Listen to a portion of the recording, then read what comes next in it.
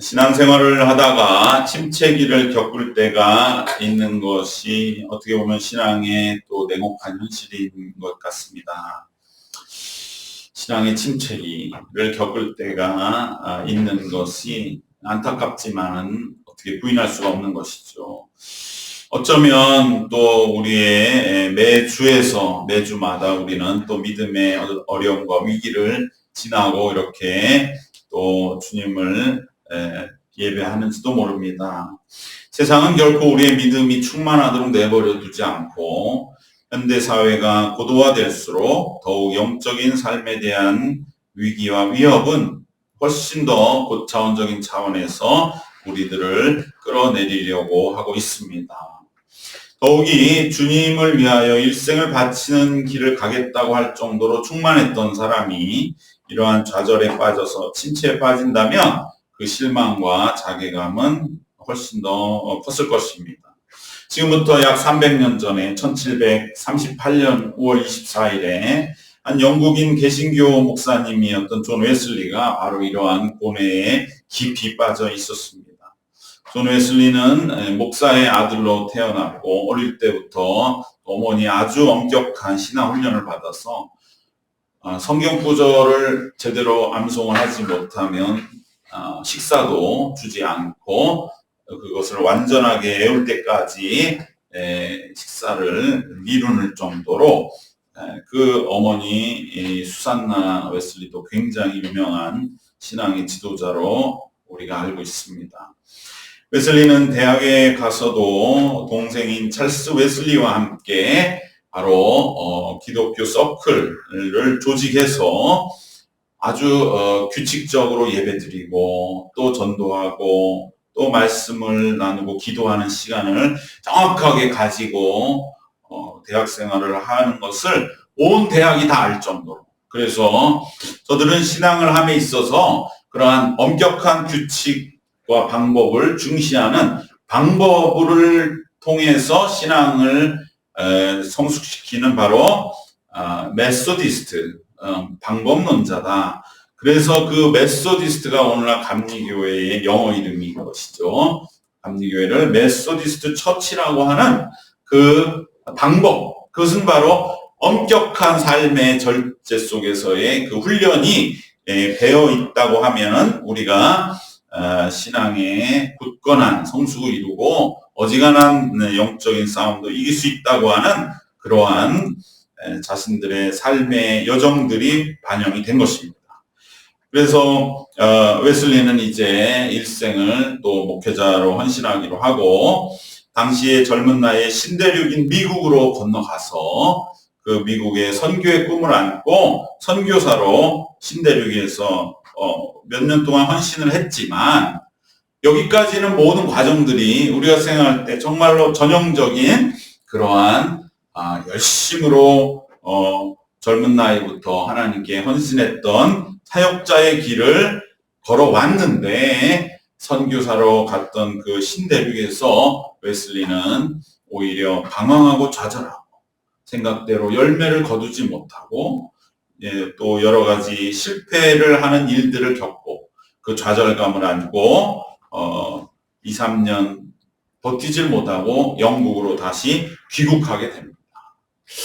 어릴 때부터 그렇게 열심히 신앙생활을 했던 나에게 왜 오히려 신대륙에서 능력 있게 하나님의 역사를 사도 바울처럼 감당하는 것을 꿈꾸고 가능하다고 모든 이들도 칭송했지만 실패하고 돌아오는 그 웨슬리의 마음은 너무나 착잡했을 것입니다. 그런데 대서양을 건너 돌아오는 배 안에서 또 풍랑을 맞이해서 배가 침몰할 위기에 빠지게 됩니다. 많은 당시의 배들이 그러한 위기를 겪은 바로 그 죽음의 위기 앞에서 믿음을 굳건히 더욱더 유지하지 못하고 흔들리는 자기 내면을 발견하고 더 놀라는 것이죠.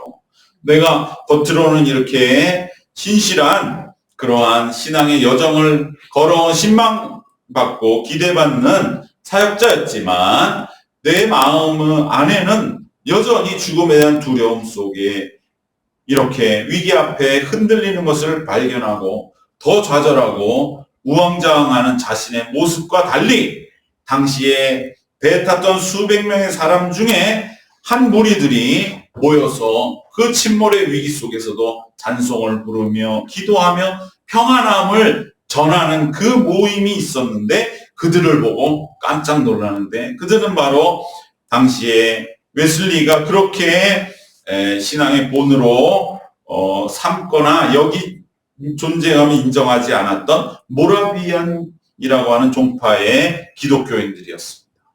오히려 자신이 어떻게 보면 한 수 아래로 여겼던 그들은 정말 신앙의 위기가 다가왔을 때에 너무나 이제 죽더라도 우리는 하나님의 나라에 가는 그러한 삶에 대한 확신을 누가 봐도 느낄 수 있는 그러한 찬송을 부르고 기도하면서 모여서 평안하게 폭풍 안에서도 자신의 믿음을 지키고 있는 것을 보면서 웨슬리는 충격을 받고 내가 훨씬 저들보다 신앙적으로 누가 봐도 더 정말 나은 길을 걸은 것으로 또 웨슬리는 옥스포드 대학을 나오고 당시로서는 지정의 영 모든 면에서 자신이 지도적인 위치라고 여겼는데 오히려 내 내심과 영혼은 모라비안들보다도 못하구나라고 하는 그 실상을 깨닫고는 충격을 받게 됩니다.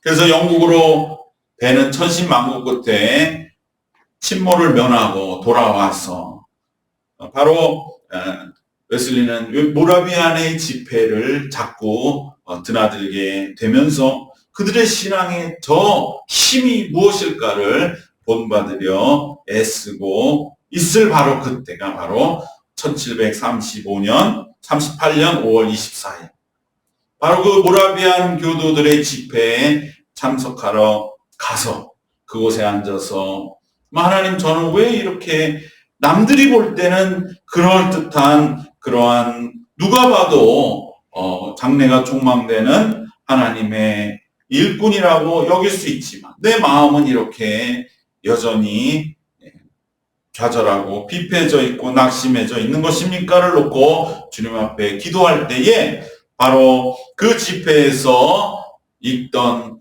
루터의 로마서 주석의 서문 그 말씀을 들을 때에 웨슬리의 마음에 놀라운 그러한 믿음에 대한 확신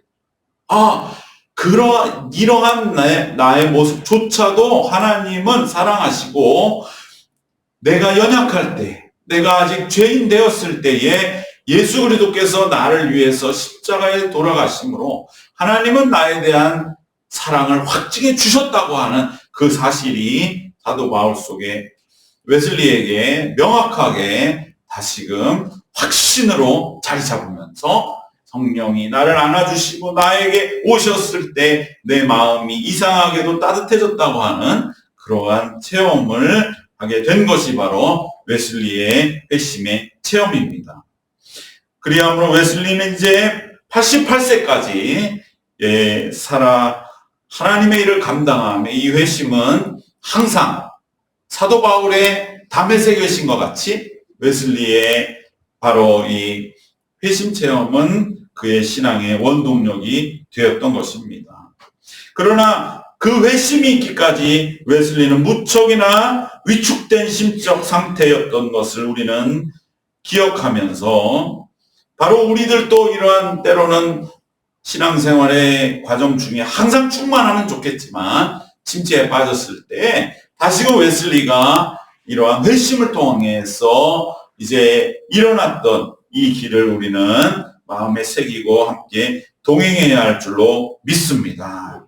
웨슬리는 영적으로 매우 고갈된 상태였습니다. 외적으로 일어난 여러 가지 일들, 말씀드렸던 그러한 여정의 모든 일들이 자신의 믿음마저 흔들리게 했고 목회자로서의 사명, 어릴 적부터 엄격한 신앙 훈련 속에서 분명하다고 여겼던 그러한 믿음이 다 의심되고 하나님의 은혜도 흔들리고 하는 모든 것은 자신의 영혼을 의기소침하도록 아래로 굴러 떨어지게 했던 것입니다. 여기서 우리는 두 가지를 보는 것이죠. 웨슬리에게 일어난 외적인 일들, 그리고 그의 내면의 무너짐. 사실 여기 더 중요한 것은 그의 내면의 무너짐인 것이죠. 외적인 일들은 때로 좌절될 일들이 일어날 수 있습니다. 그러나 그 일들이 있다고 해도 내 내면이 강건하게 그 일들을 얼마든지 이겨낼 수 있었다면 웨슬리는 이렇게 심하게 좌절하진 않았을 것입니다. 결국 우리는 외적인 일들이 사람을 좌절시키는 것 같지만 실은 그러한 외적인 일 앞에서 자신의 마음과 영혼이 무너지고 방황하기 때문에 사람은 피폐해지는 것입니다. 그러므로 우리는 외적인 기준에서 어떠한 내 영혼의 잣대를 평가하거나 또 반대로 어떤 삶의 과실과 영적인 보람을 찾는 것은 반드시 상처를 입게 됩니다. 우리가 신앙생활하면서 외적인 어떠한 일이 확 일어나는 그런 일도 물론 있습니다. 하나님은 기도하시면 반드시 응답하십니다. 그럼에도 불구하고 우리의 기도가 잘못될 때는 주님은 그 기도를 교정시키시고 기다려주시고 지체하게 하시는데 우리가 생각할 때는 마치 그것이 하나님이 응답하지 않은 것처럼 하나님이 외적으로 나를 축복하지 않은 것처럼 여기는 착각에 빠지는 그러한 일이 있기 때문에 우리는 외적인 것에 우리의 신앙의 어떤 보람과 영적 과실을 자꾸 두게 되면 반드시 우리는 스스로 좌절하고 상처 입게 되어지는 것입니다. 그럼에도 이렇게 반문할지 모릅니다. 그래도 우리가 인간으로 사는데 어떻게 외적인 것에 늘 자극받고 있는데 눈, 코, 귀, 입을 다 막고 살아야 됩니까? 정말 우리가 그렇게 사는 것이 인생인 것은 어쩝니까? 라고 반문할지 모르지만 그러한 사람은 여전히 외적인 것에 인생에 너무 많은 비중을 빼앗기고 내적 가치의 힘을 깨닫지 못해서 아직도 깨닫지 못하고 내 마음을 지키는 것이 외적인 일의 변화보다 훨씬 더 중요하다. 그러기에 외적으로는 어려운 일이 일어나도 평안한 사람이 있는 반면에 외적으로는 남들이 볼 때는 저 정도면 행복해요. 저 정도면 풍성해요. 저 정도면 걱정 없는데도 불구하고 내 속에는 원망과 불평이 가득해서 현실에 주신 하나님의 은혜를 깨닫지 못하고 좌절해 살아가는 인생이 왜 이럴까? 이것을 잠깐만 들여다봐도 우리는 내적인 가치의 힘이 훨씬 더 중요하다는 것을 깨닫게 되는 줄로 믿습니다. 우리가 90년대에 강남이 막 개발될 때 그때 깜짝 놀랄 만한 그러한 사건들 많이 봤지 않습니까? 집은 부유한데 자식들이 방탕하고 자식들이 정말 오히려 받은 그러한 복을 엉뚱한 대로 쓰거나 심지어는 어떤 한의사 집안에서는 자식이 공부를 너무 안 해서 미국으로 보내서 공부를 시켰더니만 미국에서 그냥 잘못된 문화만 배우고 들어와가지고서 결국 그 부모들 다 죽였습니다. 박한상 사건이라고 하는 그런 사건들이 일어나는 것. 그것은 우리가 볼 때는 그 정도면 대한민국 1% 다 부러워하는 인생이지. 외적으로는. 그러나 그 마음은 완전히 무너진 것이죠. 정말로 우리들이 소박하게 살아가는 검소한 삶을 살면서도 누리는 그 기쁨의 100분의 1도 못 되기 때문에 그러한 일들이 필연적으로 일어나는 일은 얼마든지 있는 것을 볼 적에 우리는 외적인 기준보다 더 귀한 것은 내 내면의 가치라고 하는 것을 꼭 기억하시고 내가 다시금 내 마음을 다시 주님 앞에서 세우는 그러한 신앙이 되어야 할 줄로 믿습니다. 오늘도 살아가다 보면 뭔가 일이 잘 안 되거나 그러한 실패 앞에 좌절하게 될 때가 있습니다. 그럴 때 우리는 내면을 다시 살려내는 것입니다. 그리고 그 길은 오직 내게 부어진 하나님의 은혜를 재확인하고 그리고 내적 회복을 이루는 길뿐입니다. 여러분 웨슬리 헬심도 우리 감리교회 아주 거창하고 장로교는 다 부러워하죠. 사실 칼빈은 젊어서 죽었거든요. 그러니까 88세를 살면서 인생의 모든 산전수전을 겪은 이 삶의 무게를 장로교는 아무리 신학으로 칼빈이 날카롭게 논리를 말하고 기독교 강요의 그 신학을 학문적으로 탁월한 걸 말해도 여러분 세상이 공부 많이 했다고 잘 사는 거 아니잖아요. 그렇기 때문에 너무나 부러워하고 짐짓 컴플렉스 느끼는 거지. 그러면서 웨슬리 대단한 사람이던데 이 정도만 말을 하는 거죠. 웨슬리 목사님은 88세까지 살면 인생에 별일이 다 있다. 30세, 40세 죽은 사람은 안타깝지만 그러나 신앙생활은 결코 그렇게 단박에 예수 믿고 구원받아 할렐루야 하루아침에 변화되는 일도 일어나지만 그러나 80, 90까지 살면서 별일이 다 있고 그 가운데에 우리에게 중요한 수없이 많은 침체와 다시 부흥과 그 여정 속에서 중요한 것은 우리의 내면을 지켜나가는 것이다. 그렇기 때문에 이 웨슬리 회심도 잘 보면은요, 어떤 외적인 변화가 아니에요. 그냥 그 일기에 쓴 그 구절인 거예요. strangely warmed. My heart strangely warmed라는 말이에요. 내 마음이, my heart가 이상하게 따뜻해졌다는 거예요. 그러면서 믿음에 대한 확신이 나를 가득 채워서 내 영혼을 가득 채워서 내 영혼이 막 살아있는 것을 내가 체험하면서 내 안을 가득 채울 때에 그 충만함에 그 막 환희와 그 기쁨이 내 안에 충만했다고 하는 것을 일기에 기록한 것이 웨슬리 체험일 뿐이에요. 사도 바울 같이 말에서 떨어져서 막 눈이 멀고 주님 누구십니까? 이렇게 한 게 아닙니다. 어떻게 보면 다른 사람 눈치채지 못했을지도 모르는. 그러나 영이 깬 사람 금방 알아보겠죠. 저 사람 충만하다. 성령 충만하다. 그러나 우리도 체험할 수 있는 것입니다. 우리도 그런 것이 서로 얘기될 때도 있었지 않습니까? 결국은 웨슬리 회심은 이란 내면의 그러나 엄청난 이 변화가 결국은 영국을 바꾸고 온 세상을 바꾸고 오늘날 우리의 믿음의 길을 또한 강력하게 인도하고 있는 것입니다. 그렇기 때문에 여러분 우리 내면의 이 변화를 결코 작은 것으로 여기는 자는 절대로 신앙이 아직 더 성숙해야 되는 사람.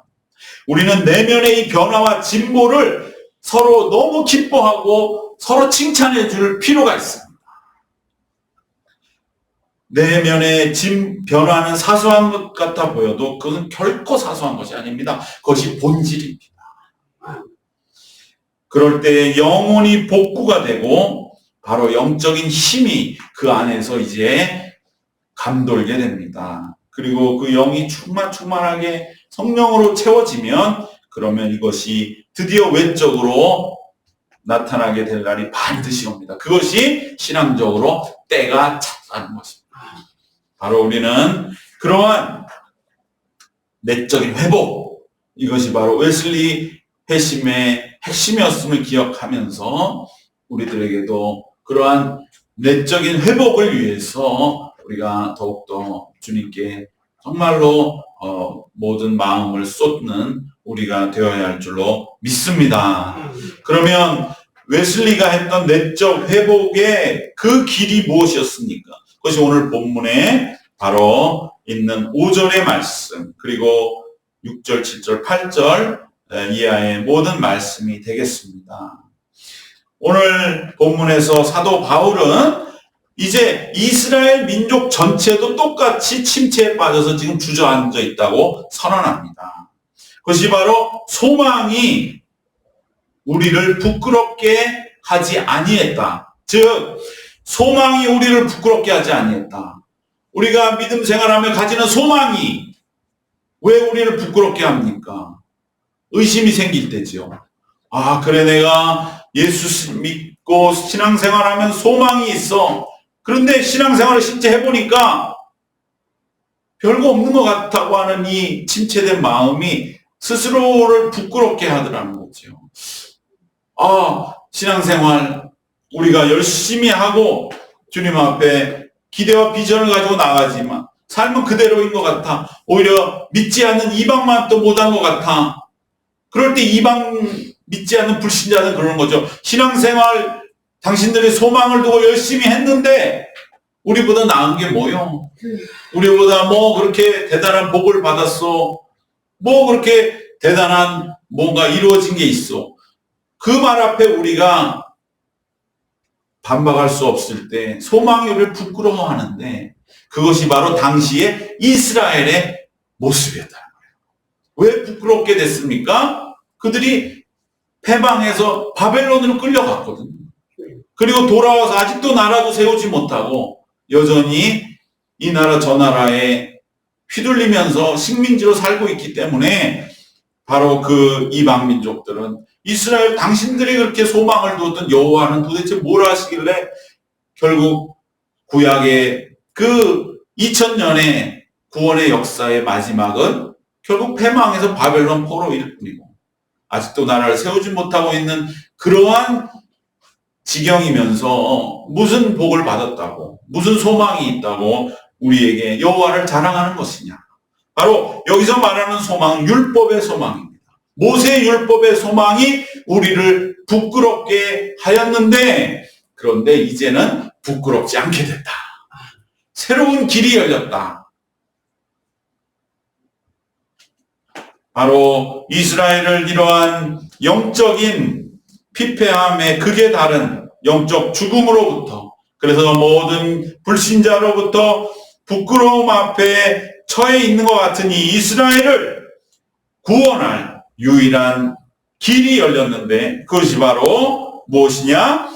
예수 그리스도를 통한 하나님의 사랑을 재확인하는 길밖에는 없다고 사도 바울은 선언하고 있는 것입니다.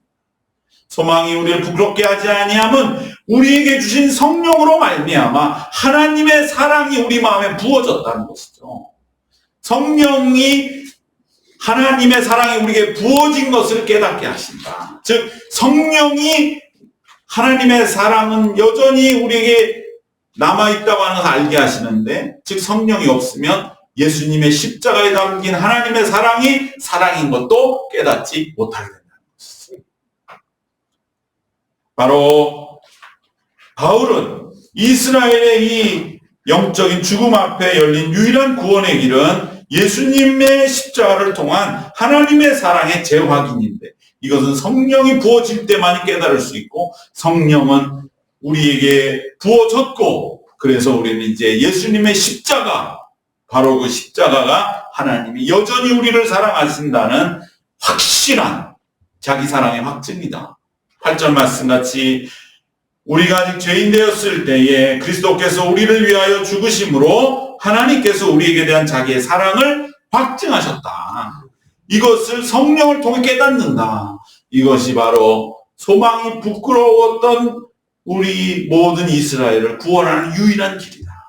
신앙의 영적인 침체에 빠진 이들이 그 침체를 벗어나는 유일한 길이다. 라고 사도 바울이 말씀하니 말씀 로마서 주석 서문을 듣다가 웨슬리의 마음은 자신의 이 말씀 속에서 피폐해진 영적 상태로부터의 돌파구를 만나게 된 것입니다. 웨슬리는 이 말씀을 들을 때에 자신이 이렇게 못나고 외적으로 실패하여 좌절감이 가득한 나를 위해서도 내가 여전히 연약할 때에 그리스도께서 죽으셨구나라는 것을 다시금 새삼 새롭게 마음 절절히 받아들이고 그 말씀에 이제 자신의 영혼을 매다는 것입니다. 그리고 그 매달림으로 인할 때에 이 웨슬리에게 내적인 회복이 이루어지기 시작했던 것입니다. 그리고 이 모든 것은 성령께서 주관하셔서 우리로 하여금 십자가에 담긴 하나님의 사랑을 깨닫게 하신다는 것을 사도 바울은 말씀합니다. 성령님이 우리가 십자가를 하나님의 사랑으로 깨닫도록 이끌어 가신다. 우리에게 주신 성령으로 말미암아 하나님의 사랑이 우리 마음에 부음받았다고 바울이 말씀하는 것입니다. 십자가를 보아도 아무런 감동이 없는 사람, 안타깝게도 아직 성령의 깨달음에 이르지 못한 것입니다. 성령이 임하면 놀랍게 깨달아지는 핵심은 예수님의 십자가, 2000년 전 골고다에서 죽었던 바로 그 인간적으로 한 청년의 죽음이 나를 여전히 사랑하신다는 하나님의 사랑의 징표라는 것이 깨달아지는 것입니다. 그리고 왜 예수님이 십자가에 죽으셨는가를 더 알고자 할 때에 성령이 깨닫게 하시는 것은 이스라엘의 구원의 2000년의 역사 전체가 깨달아지는 것입니다. 그러면 예수님이 십자가에 달려 죽으실 수밖에 없다고 하는 그러한 필연적인 연결고리가 깨달아지는 것입니다. 이것은 단지 머리로 깨닫는 것이 아니라 온 마음과 영혼과 온 존재로 전인적으로 깨닫는 것입니다. 이것이 웨슬리의 회심이었고, 그때에 내 안에 믿음의 확신이 가득 차고 이상하게 내 마음이 따뜻해지는 그러한 체험을 웨슬리는 했던 것입니다.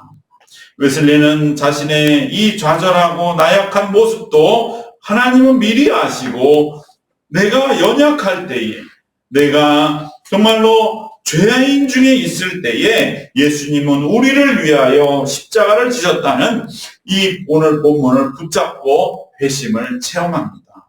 그러면 우리가 아무리 피폐하다 할지라도 우리는 다시금 일어날 수 있습니다. 다시금 우리는 성령의 부으심 속에서 하나님은 우리를 회복시키시고, 그리고 우리를 다시 사용하시는 그 믿음을 우리 안에서 확신으로 붙들 수가 있는 줄로 믿습니다. 그럴 때 우리의 마음은 뜨겁게 감동이 됩니다.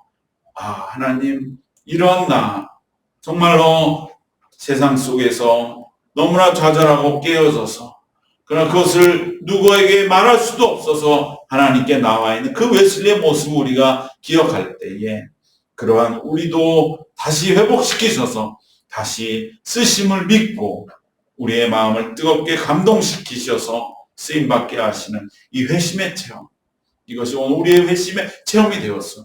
우리의 영적인 침체기를 돌파하고 우리가 다시금 굳건하게 서서 주님이 우리에게 주신 사명이길, 웨슬리가 정말 이 체험을 바탕으로 해서 온 영국을 변화시키고 온 세계를 변화시켜서 오늘날 기독교의 중심에 서도록 인도하시는 이 역사가 우리의 삶에도 반드시 일어납니다. 내면의 변화 하나가 결코 작은 것이 아닙니다.